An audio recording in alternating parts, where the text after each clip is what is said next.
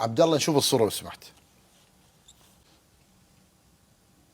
تحية إجلال وتقدير لهذا الأسد المغربي سيف فوزي الأقجع، يقود الكرة المغربية والمنتخبات المغربية نحو الألقاب والبطولات والأمجاد. أفضل رئيس اتحاد كرة قدم في الوطن العربي.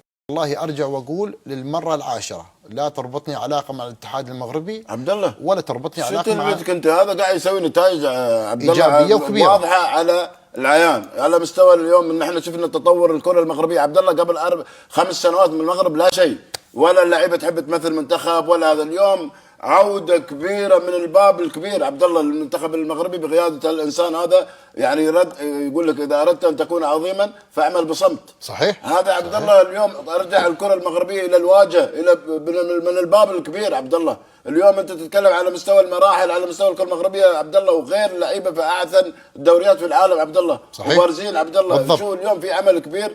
اليوم اخوي كابتن محمد يتكلم عن اكاديمية محمد السادس، اليوم يقول كل هالانجازات ترجع الأكاديمية. في عمل يعني عبد الله كبير قاعد يصير في المغرب عبد الله من خلال الأكاديمية عبد الله. نعم المنتخبات صحيح. اليوم أنا استمعنا من الكابتن محمد يتكلم، أنا بخليه يكمل عن الكلام عن الأكاديمية بصراحة نتكلم عنه بعدين إن شاء الله. طيب عمل كبير مش فقط في الملعب، حتى خارج الملعب، ينصف المغرب في الاتحاد الأفريقي. اليوم أنت يوم يكون عندك واحد يمتلك شخصية، صاحب نفوذ قوية إيجابية، تخدم بلده. نعم صحيح. لا عبد الله شوف، اليوم عنده ملفات مهمة جدا تخدم فيها بلده في الكاف، وايضا في الاتحاد الدولي. لذلك اقول لك بكل صراحة، يعني يقدم خطوات إضافية تخدم الكرة المغربية السيد فوزي الأقجع. صحيح.